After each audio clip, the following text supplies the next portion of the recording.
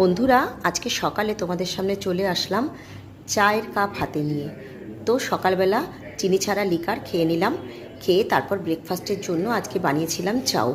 তো সবজি টবজি দিয়ে চাউ বানিয়েছিলাম। একটু চাউ খাওয়ার পর বসে পড়লাম সবজি কাটার জন্য। তো সবজি কাটতে বসে গেলাম। সব সবজি কাটা হয়ে গেলে তারপরে আমি স্নানে চলে গিয়েছিলাম। তো স্নান টান সেরে এসে তারপর রান্নার আয়োজন করছিলাম। তো দেখো, এই যে ভাড়ালি দিয়ে পেঁপে দিয়ে করছিলাম। ভাড়ালি মানে থোর থোর দিয়ে পেঁপে দিয়ে করছিলাম। এটা আমার শাশুড়ির খুব স্পেশাল রান্না। তো যাই হোক, দেখো, মাছ ছিল, ডাল ছিল, অনেক কিছুই ছিল রান্নার মধ্যে।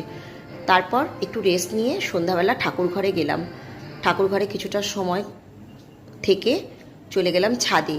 তো ছাদে যেই ছাদে যাব অমনি বৃষ্টি শুরু হয়ে গেল টিপ টিপ করে। তো আর ছাদে গাছগুলোর সাথে দেখা করতে পারলাম না। তো যাই হোক, তারপরে এসে কি করব, ব্যালকনিতে বসেছিলাম। মুষলধারে বৃষ্টি আসছিল আর বৃষ্টিটাকে উপভোগ করছিলাম। খুব ভালো লাগছিল, জানো তো বন্ধুরা। তারপরে ঘরে এসে ঘরটা কিছুটা গোছগাছ করলাম।